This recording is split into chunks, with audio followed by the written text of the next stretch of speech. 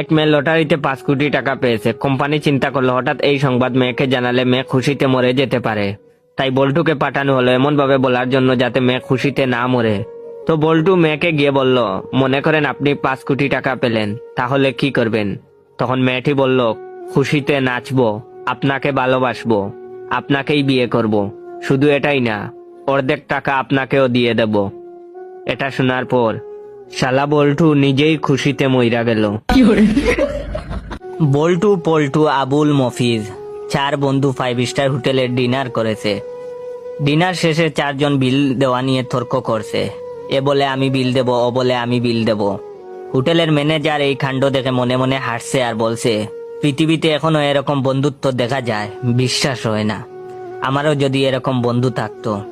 এক পর্যায়ে 4 জন মিলে সিদ্ধান্ত নিল যে একটি দৌড় প্রতিযোগিতা হবে। প্রতিযোগিতায় যে জয়ী হবে সে বিল পরিশোধ করবে। হোটেলের ম্যানেজার হুইসেল বাজালো। 4 জন একসাথে দৌড় দিল। ম্যানেজার তাদেরকে উৎসাহ দিতে লাগলো। সেই যে তারা দৌড় দিল আর ফিরে আসেনি। গল্পটা আজ থেকে 50 বছর আগের। ওই হোটেল ম্যানেজার এখনো বাঙ্গা হোটেলের সামনে দাঁড়িয়ে আছেন। উনি ভাবছেন ওরা আসবে বিল দিতে। এখন আপনারা কমেন্ট করে বলুন ওরা বিল দিতে কবে আসবে।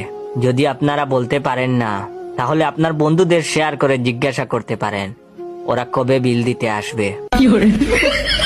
বিদ্যুতের এমন কর্মকাণ্ড দেখে আমি আমার ছাত্রলীগের এক বন্ধুকে বললাম, কিরে বন্ধু, এতদিন ধরে দেশে উন্নয়ন হচ্ছে বললি, তাইলে এখন লোডশেডিং করে কেন? তখন আমার বন্ধু বলল, আমাদের মন্ত্রী কি বলেছেন তা শুনোস নাই? আমরা তো সুখে আছি, ব্যস্ত আছি। এখন তুই বল, বেহেস্তে কি কারেন্ট